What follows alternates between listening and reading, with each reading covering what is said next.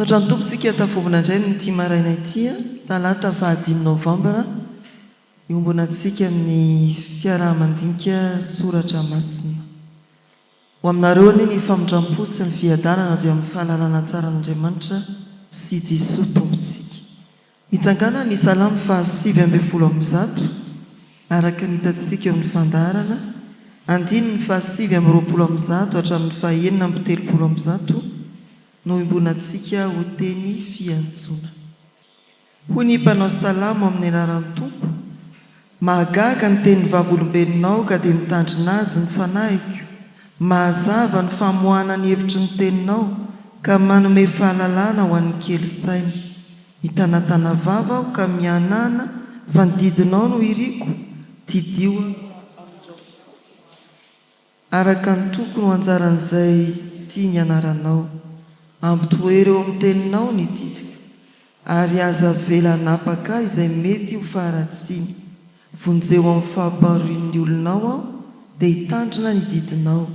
Ampamirapirato amin'ny mpanomponao ny tavanao, ary ampianaro ahy ny didinao. Rano mandrika mijononoka amin'ny masoko no ny tsy fitandreman'ny olona ny lalanao. Amen. Aoka hivavaka isika. Indreto indray izay Andriamanitro tonga eo anatrehanao, midera sy misaotra anao, mankasitraka sy manaja anao, mankalaza ary manome voninahitra anao. Indreto indray izay Jesosy Kristy Tompo manetry tena eo am-pototry ny azo fijalianao, ary mananty-tanana mangataka famindram-po sy famelan-kelo. Eny indreto izahay voanahatoky ny teninao manao hoe voavela ny elokao. Ary aoka ny fanahy masina hombanay mandritra ity fiaraha-mivavaka sy fandiniana ny soratra masina ity, ampahitao zava-mahagaga ao amin'ny lalanao izahay. Indreo Tompo ny toerana misy olona mivory amin'ny anaranao, manerana izao tontolo izao amin'ity maraina ity.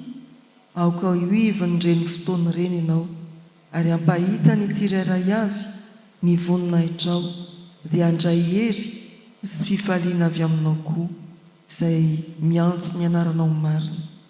Mianoa ny vavakay fatononona amin'ny anaran'i Jesosy Kristy izany. Amen. Amaky ny anjara Mofonaina amin'ity anio ity isika ny salamo 50 andininy voalohany hatramin'ny 10. Salamo 50 ny andininy voalohany hatramin'ny 10. Amaky ny andininy voalohany hatramin'ny 10 ny vehivavy rehetra, andininy 9 hatramin'ny 10 ny lehilahy rehetra. Amin'ny anaran'ny Tompo manao hoe: ny andro dia ny andro an'i Jehovah aho, dia nitodika tsinjoa izy ka nandre ny fitarainako. Dia nampakatra avy tao amin'ny lavaka fandringanana izy, eny tamin'ny fotaka mandrevo, ary nampitoetra ny tongotra teo ambony vatolampy izy ka nampijoro ahy. Ary nanisy firam-baovao teo am-bavako izy, dia fiderana n'Andriamantsika maro no ahita sy atao ohatra ary atoky an'i Jehovah. Sambatra izay olona manao an'i Jehovah ho tokony, ka tsy mivily ho nama mpiavonavona na ny mpivadika ho amin'ny laingy. No hamaronao ny vagaganao sy ny hevitrao izay nataonao anay Jehovah Andriamanitro, tsy misy azo mpitahina aminao. Raha tiako ambara sy holazaina ireny, dia indro maro loatra izy ka tsy tambo isaina.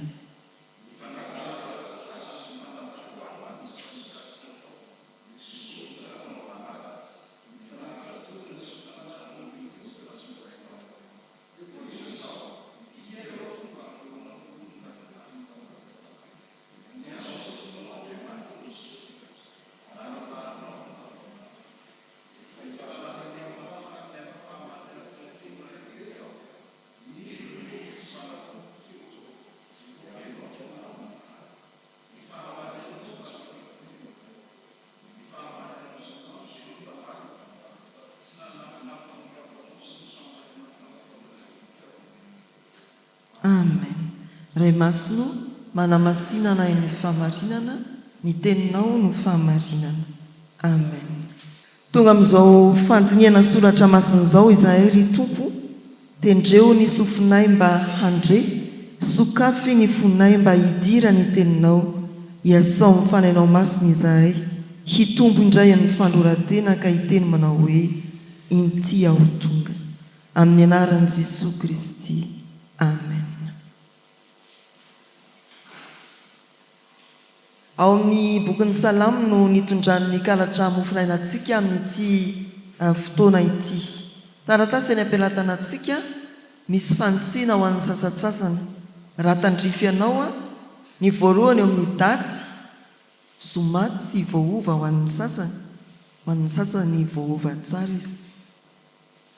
Dia hovaina talata 5 Novambra. Ny anjara mofinainantsika salamo 40 fa tsy mititosy tamin'ny zoma akory.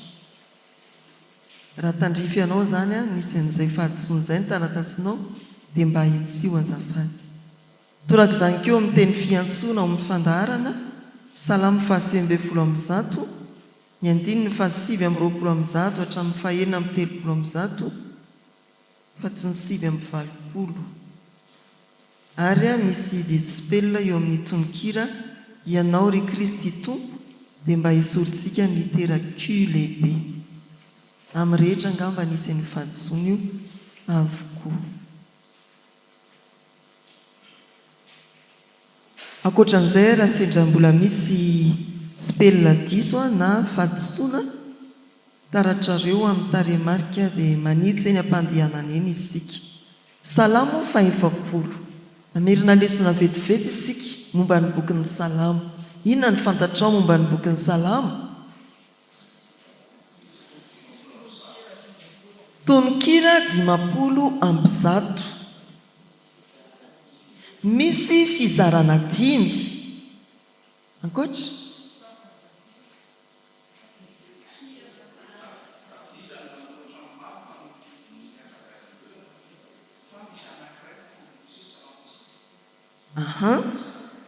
Davida nanoratra ny ankamarony. Misy andreo mpanomorokira Iasafa sy ny hafa ary voalazana matsika teo ny salamo 40 amarino aloha dia mba ho tadidy amin'ny sisa. Salamo nataon'i Mosesy. Fa ho tadidiana aloha ireo boky 5 ao amin'ny salamo. Boky voalohany hatraizaka hatraiza ray ka hatramin'ny 140 izay mario fa mifarana amin'ny hoe amen dia amen. 240 ka hatramin'ny 270 izay mbola mifarana ihany amin'ny hoe amen dia amen. 370 hatramin'ny izay mbola mifarana ihany amin'ny hoe amen dia amen. 70 ka hatramin'ny izay mifarana amin'ny hoe amen alleluia. Ary ny 700 hatramin'ny 50 izay mifarana amin'ny hoe alleluia. Mba ho mariantsika zany, mba ho fantatra hoe sika tena nandinika soratra masina.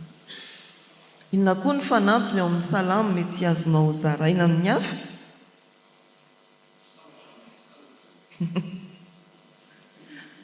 Ao no misy andreo teny hitsenana ny sitrapon'Andriamanitra salamo 120 andiny voalohany sy faharoa izay mario fa tsy hoe fony fa fo rehetra.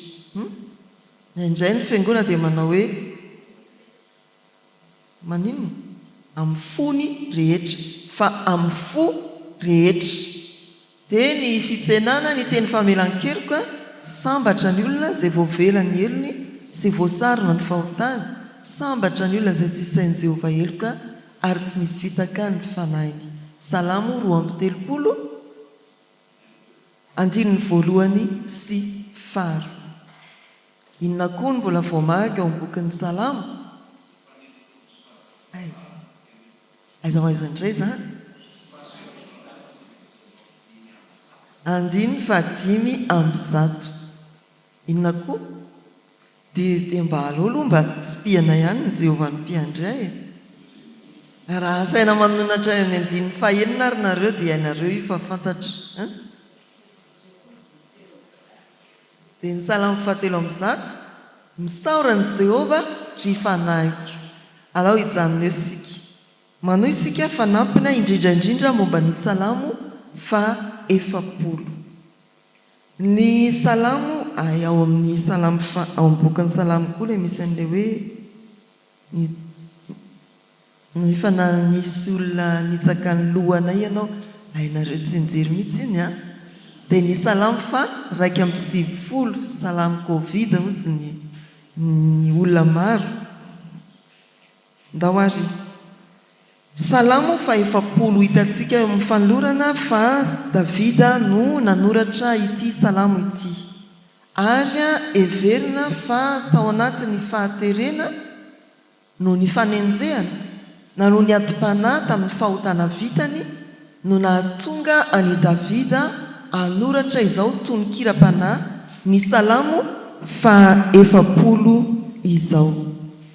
Zay no mety hotrangan'ny zavatra niseho tamin'ny nanoratana. Naninona izy nanoratra? Mety niara-ny fanenjehana izy, mety koa nanana adi-panahy izy no ny fahotana izay vitany.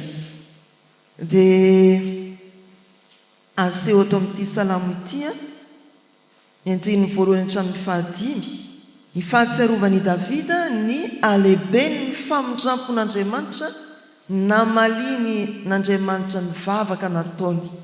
Misy sariteny tena mahafinaritra no hoe teo amin'ny fotaka mandrevo fa najoro eo amin'ny vatolampy.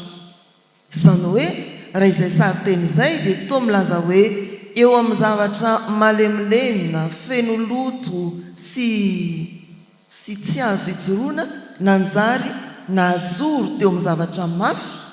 Vatolampy izany raha makeo ianao tsy maloto izany fa ny fotaka tena miosina mihitsy nanjary najoro.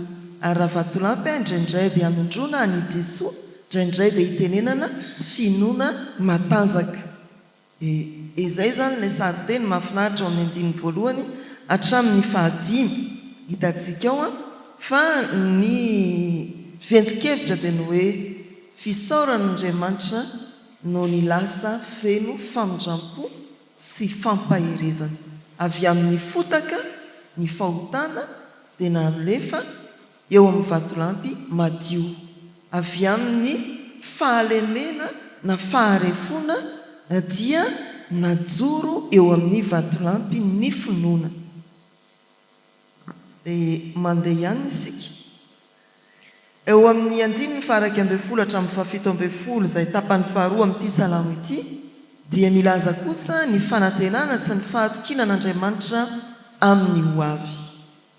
Ary elanelany ao ny andininy faha 9 hatramin'ny faha 10 dia toy ny fanolorantena ny mpanoratra tamin'ny fotoana nanoratany ny tononkira.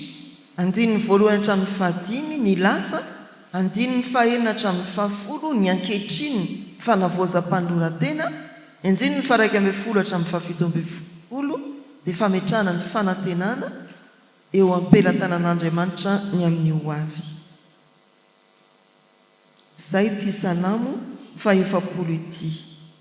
Raha hampahery olona ao anatin'ny ady sarotra isika na mitady fampaherezana ao anatin'ny sarotra dia azo ataony mandray ity salamo fa 70 ity ho fanomezana fanantenana sy toky ho an'ny misedra ny sarotra. Misy fanamariana atao amin'izao salamo fa 70 izao Andriamanitra dia tsy hoe mamonjy fotsiny ihany fa mampianatra sy manitsy koa izy. Tsy hoe namonjy fotsiny izy ka namela heloka nampijoro teo amin'ny vatolampy fa ny olona nijoro dia nomeny teny indray izay natao hoe ny sofiko nataonao malady. Nampianatra izy nanitsy izy. Misy fanamarianao eo amin'ny andininy fahadimy tapany voalohany dia misy an'ilay tsipika kely. Eo amin'ny andininy faha 9 tapany voalohany sy tapany faharoa ao aorianany hoe sitrakao misy tsipika kely. Ao amin'ny hoe malady misy tsipika kely. Ao amin'ny andininy faha 7 tapany voalohany inty aho tonga misy tsipika kely tapany faharoa horonam-boky ny nanoratana misy tsipika kely. Inona moa ny hevitra ireny ao amin'ny tononkira ny salamo. Ireny araka ny taratasy eo ambany masitsika dia karazana mari-pijanonana zany hoe tsy tebo na teboka mandingana an-dalana fa tsipika mari-pijanonana izay mitaona ny mpamaky na ny mpihira raha efa iraina ilay salamo, rehefa iraina ny salamo hijanona kely. Asa moa amin'ny mpitendrinina zany zay mijanona kely anininy tsy hoe reraka namaky fa lava loatra ny vakiteny fa isaintsaina lalina ny teny izay ny vakiana. Ohatra zany eo amin'ny 15 tapany voalohany dia voalaza ny hoe no amaronao ny fahagaganao sy ny hevitrao izay nataonao anay Jehovah Andriamanitro. Dia mba misaintsaina an'izay sika hoe tena be dia be tokoa ny fitondran'Andriamanitra, ny zavatra nataon'Andriamanitra mahagaga teo amin'ny fiainana. Tsy misy azo ampitahaina amin'Andriamanitra. Dia miato kely indray mieritreritra hoe tena tsy misy oatra n'Andriamanitra. Izay ilay izy hitantsika eo fa iny marika tsipika kely iny dia atao hoe atinaka. Morady dadiana anazy dia hoe mampitanaka. Mba mandinidinika kely zany sika rehefa misy tsipika. Raha tena arahana zany io rehefa mamaky ny salamo 50 isika dia tsy mitsoridrika foana fa misy fotoana hiatona kely ampandiniana ny mpiara-mamaky ny voalaza. Raha mamerina zany mamaky tsy ohatran' ilay vakiteny tany am-boalohan'ny arahantsika dia afaka manao isika hoe eo amin'ny 15 no amaronao ny fahagaganao sy ny hevitrao izay nataonao anay Jehovah Andriamanitro. Tsy misy azo ampitahaina aminao. Raha tiako ambara sy olazaina ireny dia indro maro loatra izy ka tsy tamboizaina. Ny fanatitra latsa-drasy sy ny fanatitra hohanina tsy mba sitrakao. Ny sofiko nataonao malady. Ny fanatitra dorana sy ny fanatitra noniota tsy mba nilainao. Dia hoy izao inty aho tonga. Ao amin'ny horonam-boky nanoratana. Anao ny sitraponao Andriamanitro no sitrako ary ny lalanao no ataonatiko. Ohatrohatra izay ny endriky ny amakiny soratra masina io raha ny toromarika mari-pijanonana hitantsika amin'ilay tsipika kely. Eo ambony eo amin'ny salamo 530 andiny 120 isika dia mahita n'ilay teny hoe sela anaty crochet. Ina ny dikan'io?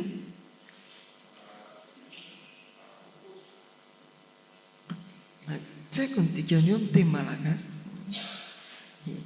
Anatin'io rehefa mahita an'io isika amin'ny salamo 520 betsaka azy dia mari-pijanonana koa io saingy mari-pijanonana elaela kokoa tsy ohatran'ilay mampitanaka atinaka fa sela mari-pijanonana elaela kokoa na famakina ny tononkira fotsiny na ny fihirana raha teo rehefa tonga eo amin'ny hoe sela ny mpamaky na ny mpihira dia mijanona maharitraritra kokoa. Tsy mitovy amin'ny hoe teboka tonga dia mipita na ilay hoe atinaka mijanona kely fa mijanona maharitraritra kokoa. Dia tsara ny ahafantarantsika an'ireny fa tsy mipetrapetraka foana ireny marimarika ireny fa misy antony teo amin'izay ny aingana sy nanoratana azy tany fotony.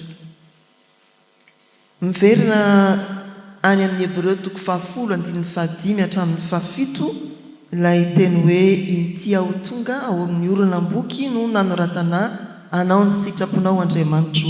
Ny 17 sy 19 dia miverina any amin'ny Hebreo 10:15 hatramin'ny 17 hitantsika izany.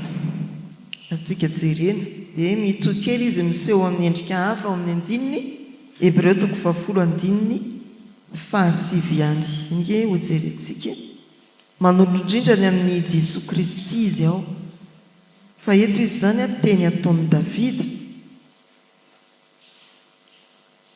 Mbola azo andoharana hevitra hoe tena tandindon'i Jesosy Kristy i Davida. andin'ny fahadimy hatramin'ny fahafito ao amin'ny Hebreo toko fahafolo. Hoy ny soratra masina amin'ny anaran'ny Tompo: koa no niditra tamin'izao fiainana izao izy dia nanao hoe ny fanatitra latsa-drasy sy ny fanatitra hohanina tsy mba nilainao fa tena namboarinao aho. Ny fanatitra dora sy manatitra noho io da tsy sitrakao. Dia hoy izao inty ao tonga ao amin'ny oronam-boky no nanoratana anao ny sitraponao Andriamanitro. Andininy fahasivy. Dia hoy indray izy inty ao tonga anao ny sitraponao. Ilazany zany fa Davida mpanjaka dia tandindony Jesosy Kristy.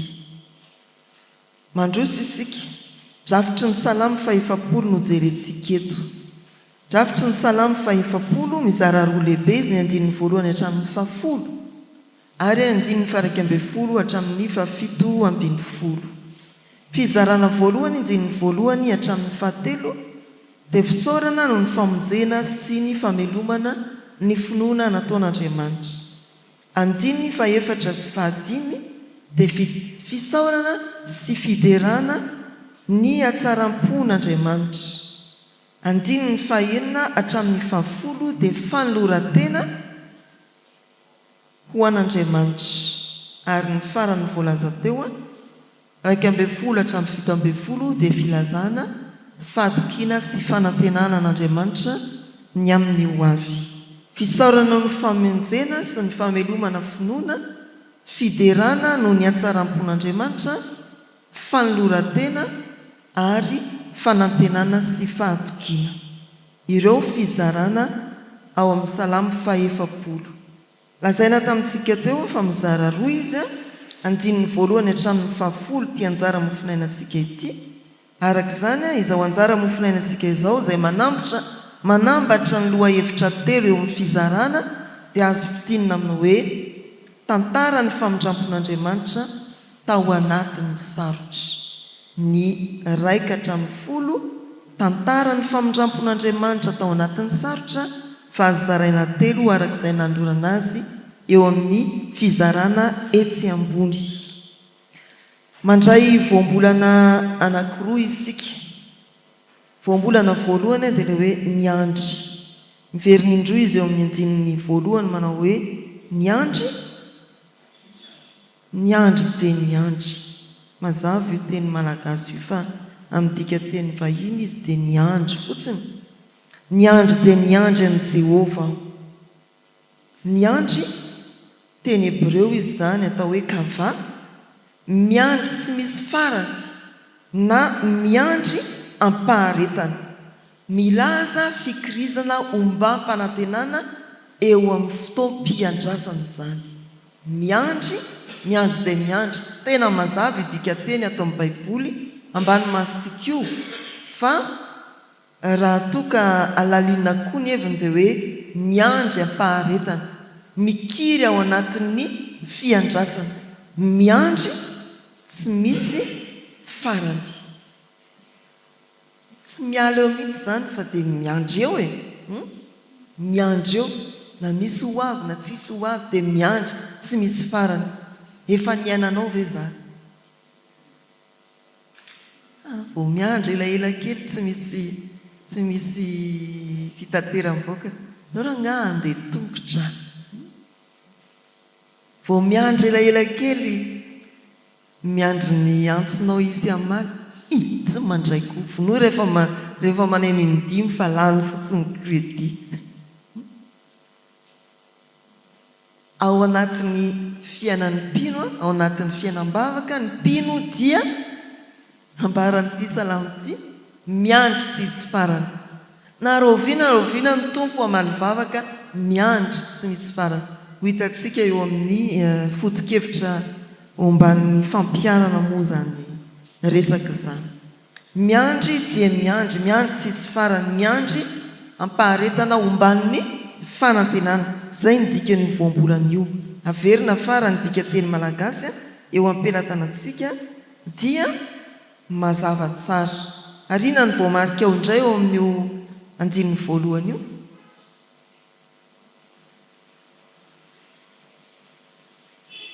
ifampianarana antsika foana. Ny fahasamihafan'ny tarehin-tsoratra ny ry havana zay ny atao hoe mandinika soratra masina. Ny andro voalohany soratra lehibe, ny andro faharoa soratra madinika. Misy dikany mihitsy zany io, zay mbola manindra an'ilay hoe miandry tsisy farany. Ny andro soratra lehibe, ny andro faharoa soratra madinika. Zany ny atao hoe mandinika soratra masina. Inona ny dikan'izy teo? Kava. Sambatra eo amin'ny 74. Inona indray ny dikany hoe sambatra? Asirey. Asarey. Asirey. Teny Hebreo zay adika ho fahasambarana vokatry ny fankatoavana an'Andriamanitra. Fahasambarana vokatry ny fankatoavana an'Andriamanitra fa tsy hoe fahasambarana midika ho fambiazana teo amin'ny ezaka nataontsika. Da amin'ny fiariana, da amin'ny mety ho fitadiavana fitoniana, tsy zavatra ivelambelany fa tena hoe fiadanam-po ateraky ny fifandraisana lalina amin'Andriamanitra. Fahasambarana vokatry ny fankatoavana an'Andriamanitra, fiadanam-po ateraky ny fifandraisana lalina amin'Andriamanitra. Io ilay fahasambarana tsy mba ahazontsika eny amin'izao tontolo izao ary tsy mba ahazon'izao tontolo izao. Mety manana fananana mandifotra ny trano izy, vola sy arena, firavaka sy ny sisa. Mety manana fananana tsy tapesipesena amin'ny velaran-tany amin'ny isan'ny trano izy, fa tsy manana an'izay fiadanam-po na ny fahasambarana vokatry ny fiombonana lalina amin'Andriamanitra na koa ny fahasambarana vokatry ny fankatoavana an'Andriamanitra. Dia io fahasambarana io zany zay atao nadika zay dikany hoe ashre amin'ny teny Hebreo dia fahasambarana tsy ivelambelany na endrika fahombiazana samihafa hitan'ny maso azo tsapahitanana, fa fahasambarana fiadanam-po anaty vokatry ny fankatoavana sy fifandraisana lalina amin'Andriamanitra. Izay ilay voambolana anankiroa. Dia tonga sahady isika eo amin'ireo hevitra notsoahana ato amin'ity perikopa ity. Mbola mpanandrifina amin'ny foto-kevitry ny perikopa ihany hoe iaino ny toe-panahy araka an'Andriamanitra. Avy amin'izao anjara mofonaina antsika izao dia hisintona toe-panahy 5 isika ho fiainantsika. Iaino ny toe-panahy araka an'Andriamanitra. Ny voalohany voasoratra ao dia mba avakio hoe azafady.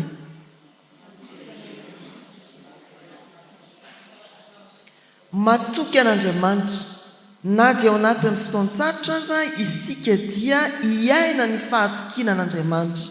Zay ilay hoe miandry tsy misy farany, miandry dia miandry.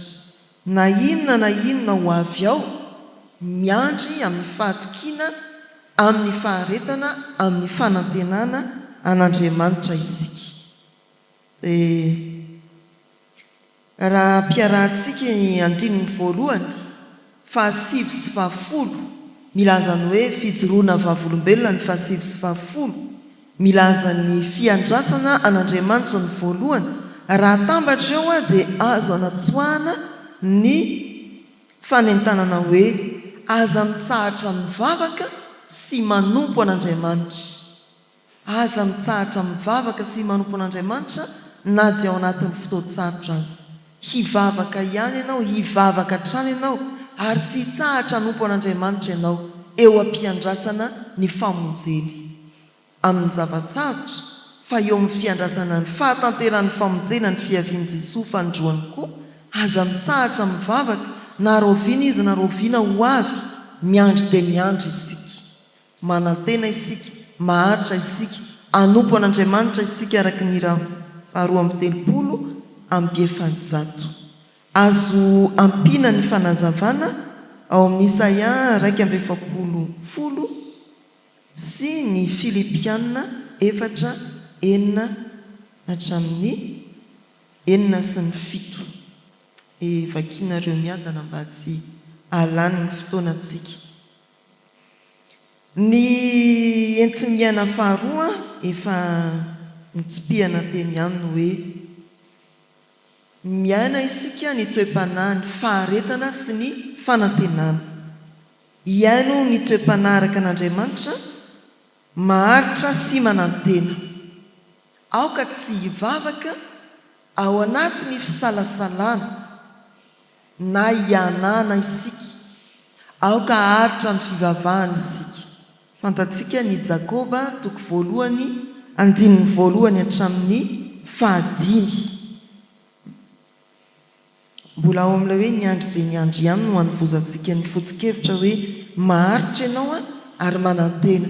Na raha oviana aza nitsahatra mivavaka. Na raha oviana feno fanantenana ny fiainanao. Dia hovakintsika aloha ilay Jakoba fa akaiky ihany. Jakoba toko voalohany 1 hatramin'ny 7.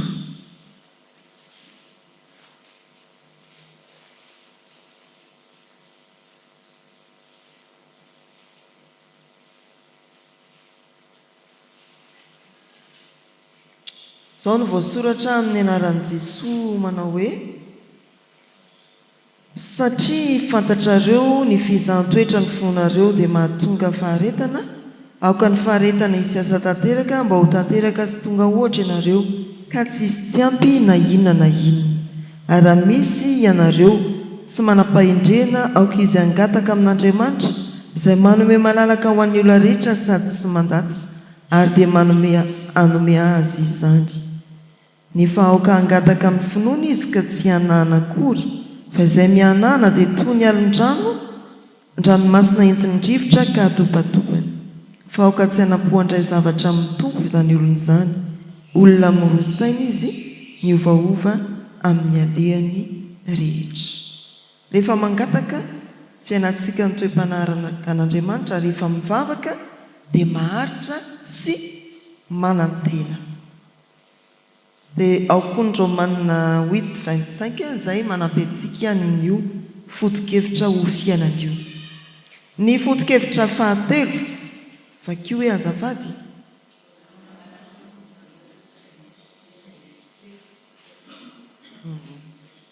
Ny fanetretena.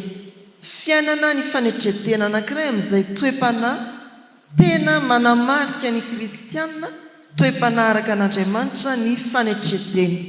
Nampianatra an'izany Jesosy araka ny Filipianina toko 2 manomboka eo amin'ny 5. Aoka ho aminareo zao saina izao. Ny hira ny fanetretena efa naverimberina tamintsika trano io. Tena toe-panahy araka an'Andriamanitra ny fanetretena, manana fahavononana hanetretena. Raha ny Salamo 140 andininy 5 tapany 2 misy hoe ny sofoko nataonao malady, sy ny andininy 7 misy hoe inty aho tonga. Raha ireo no alalinina misimisy kokoa makany amin'ny Exodosy toko 2:20 sika misy milaza hoe ny andevo izay ny safidy anompony tompony mandrakizay dia entina eo amin'ny tolambaravarana dia eo no fantsiana ny sofiny, tevena ny sofiny. Zany hoe i Davidy dia maka an'izay toeran'ny mpanompo izay ilay fanetretena. Dia midika teny eo zany hoe nataonao malady ery ambany moa hoe nohadinao. Dia io mihitsy mandefa antsika ny amin'ilay Exodosy tena hoe natao an'izay mihitsy zany. Davida zany dia manaiky mihitsy ataovy an'izay ahy, ataovy mpanomponao aho. Fa ao anatiny koa dia mifono hevitra hoe nampianarin'Andriamanitra hiaino ny sofiny. Ankoatran'ilay hoe manolo tena ho mpanompo zany miverina indray eto ilay hoe dolosy, tena ho mpanompo zany ho andevo mandrakizay an'Andriamanitra, dia manaiky koa ny handre hankatoa ny tenin'Andriamanitra. Dia ny hoe koa hoe inty aho tonga, ny voambolana hoe tonga na hoe inty aho tonga, ireo teny anankitelo ireo dia mirakitra ny fanatona ny olona ambany dia ambany, ny olona manana fahefana ambony mife azy. Ohatra averina ihany ny andevo tonga mandadilady manatona ny mpanjaka. Tsy mandehandeha tonga dia mijoloka izany ohatra fiangonan'ny sotra manatona olona manam-pahefana be, fa tena mandefitra sy midina ambany dia ambany. Izay ilay fiainana ny toe-panaraka an'Andriamanitra, ny fanetreteny anankiray amin'izay toe-panaraka an'Andriamanitra andrasana amintsika ny fanetretena. Dia aoka ho vonina anaiky ny sitrapon'Andriamanitra sika na dia tsy mifanaraka amin'ny sitrapontsika azy zany. Mazana ny amin'ny valim-bavaka, ny amin'ny baikon'Andriamanitra manetretena izay zany ny voalaza dia ankatoaviko izay.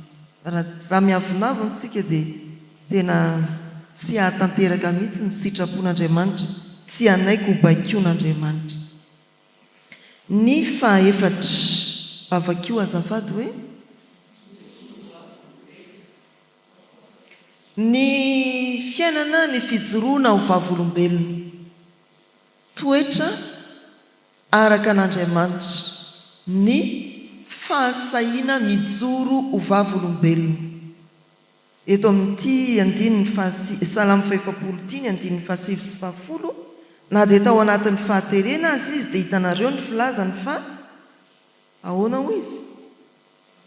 Efa nilaza teny mahafaly ny amin'ny fahamarinana teo amin'ny fiangonana lehibe aho.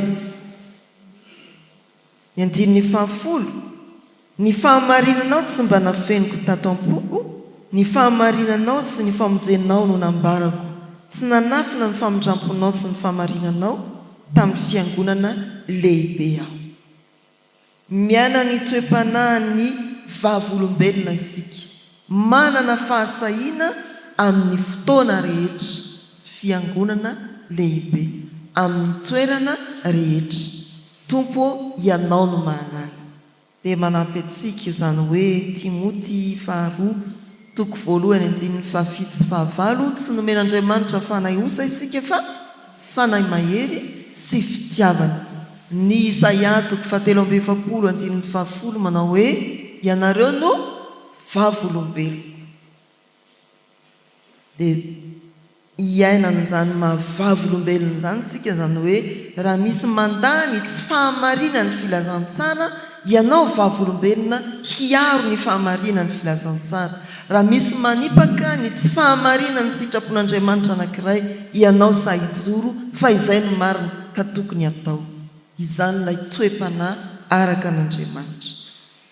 Ny andininy ny toe-panahy fahadimy, mamaky sy mandray ny tenin'Andriamanitra ho fiainana. Miverina eo amin'ny andininy 4 sy 7 isika. Ny voalaza ao dia fanehoany ny mpanao salamo fahavononana handray ary hiaina ny sitrapon'Andriamanitra. Ny sofiko nataonao malady, inty aho tonga ao amin'ny ronam-boko ny nanoratana, anao ny sitraponao Andriamanitra no sitrako. Raiso hiaino tanterao ny sitrapon'Andriamanitra. Ny fampiarana dia ny hoe manana fotoana hamakiana, andalinana ny soratra masina ary tanterao avy hatrany izay voarainao tao amin'ny soratra masina. Inty aho tonga ao amin'ny ronam-boky no anoratana, anao ny sitraponao Andriamanitra no sitrako. Tena aseho mihitsy ny fahavononana, fa vonina iaina ianao, vonina andray ianao ary vonina iaina izay noraisinao ianao. Dia ireo ny andinin-tsoratra masina fanampiny mba ho fampiarana sy fitaomana antsika ny amin'izany. Riavana mariana amin'izao vanim-potoanan'ny fandrotson'ny teknôlôjia izao fa tsy nisy mibaiko antsika mihitsy hoe manaova Facebook arak'izay azo atao. Dia mihezakezaka eo daholo ny rehetrarehetra. Tsy nanao fanekenan'izany sika fa no ny tonga ity karazan-javatra ity dia lasa nyity karazan-javatra atao hoe FB ity ny fotoana famakiana baiboly. Fantatrareo ve lasa nyity atao hoe FB ity ny fotoana famakiana baiboly. Mba eritrerety ihany adiny firy ianao teto dia adiny firy ianao mamaky baiboly. Atokany fotoana tsy nisy mibaiko anao mihitsy nanampanao fanekenana hoe anao FB araka izay azoko atao, fa ny fanekenana ataontsika teo anatrehan'Andriamanitra dia ny hoe hamaky ny baiboly isan'andro araka izay azoko atao. Dia mieritreritritsika ry havana, isio fotoana anaovanao FB, famakiana baiboly, fandalinana baiboly ary fiainana ny baiboly. Hatreo ary ny fotoanantsika tamin'ity talata ity, ny tompony hampahery antsika hiaina ny toe-panahy araka an'Andriamanitra, matoky amin'ny fotoan-tsarotra, mahatra sy manantena, manana fahavononana, hijoro ho vavolombelona ary hamaky sy handray hiaina ny tenin'Andriamanitra. Ho an'Andriamanitra irery ny voninahitra. Hivavaka isika. Andriamanitra dia isaoranay ianao satria teto nanatrika sy nitarika nampahitana indray ny sitraponao tao amin'ny lalanao. Raisinay izany ary ho fiainanay amin'izay hiasanao anatinay amin'ny alalan'ny fanahy masina, dia ataovy mahery amin'ny fijoroana vavolombelona amin'ny vavaka sy ny fanompony izahay na dia ao anatin'ny fotoan-tsarotra azy. Ataovy manana fahavononana amin'ny fanetretena anaiky ny sitraponao izay tianao rehetra atao, ary mino sy matoky Andriamanitra fa amin'izao sisa izao dia ho hainay ny hanokana fotoana hamakiana baiboly, andiniana ny baiboly ary hiainana ny baiboly, mba tsy ho variana amin'ny zavatra hafa izay nambolen'izao tontolo izao. Efa taty aoriana be ny soratra masina izahay tahaka ny tambajotra sosialy, fa tena hifantoka amin'izay tianao ho resahana aminay. Jesoa mametraka ny fandaharam-potoananay amin'ity tontolo andro ity eo am-pelantananao, manonona eo ambany masinao ny ankonanay, vady aman-janaka, ray aman-dreny sy ray tapo, manonona eo ambany fitantananao ireo mpiara-mivavaka rehetra, naiza na iza izy ireny amin'izao ora sy fotoana izao. Ampahery ny reraka ane ianao, ampijoro izay mety lavo ny fakapanahy ary hanafaka ny voafatotra, dia hijery ireo kristianina milofo amin'ny fijoroana ho vavolombelonao, mba hahery amin'ny teny sy amin'ny asa izy ireny. Jereo ny firenenay Andriamanitra ao anatin'ny aizina sy ny fahamainana noho ny tsy fisindrano, dia ho rano velona hibiboka ao anatin'ny mpimso izay rehetra manatona anao amin'ny fanetretena ianao Jesosy Kristy, ho fahazavana sy fiainana ho an'izay ao anatin'ny aizina ianao Jesosy Kristy. Ampaherezo ireny ny fiangonanao sy ny kristianina tsirairay avy, mba ho pampahery ny manodidina azy ao anatin'izao fotoana tena sarotra izao. Hovanginao ireo havanay ampielezana ny faritany any ampitan-dranomasina, mba hiorina tsara ao aminao koa izy ireny ary hiaina mandrakariva ny toe-panahy araka anao Andriamanitra. Amin'ny anaran'i Jesosy ilay nampianatra anay hivavaka hoe: Rainay izay ny an-danitra, ho amasinina ane ny anaranao, ho tonga ane ny fanjakanao, atao ane ny sitraponao ety an-tany tahaka ny an-danitra. Meo anay anio izay anona sahaza ao anay, ary mamelany elokay tahaka ny namelanay izay meloka taminay. Aza mitondra anay mifakapanahy, manafahanay miratsy, anao ny fanjakana sy ny hery ary ny voninahitra mandrakizay. Amen. Raisoary ny Tsodrano tononona amin'ny anaran'ny Tompo. Andriamanitra ny fanantenanany hameno anareo amin'ny fifaliana sy ny fiadanana rehetra amin'ny finoanareo, mba hitomonareo amin'ny fanantenana no ny herin'ny fanahy masina. Amen.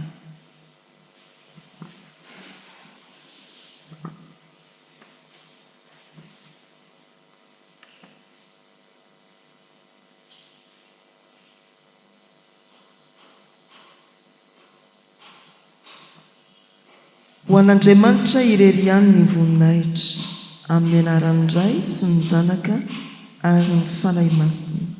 Amen.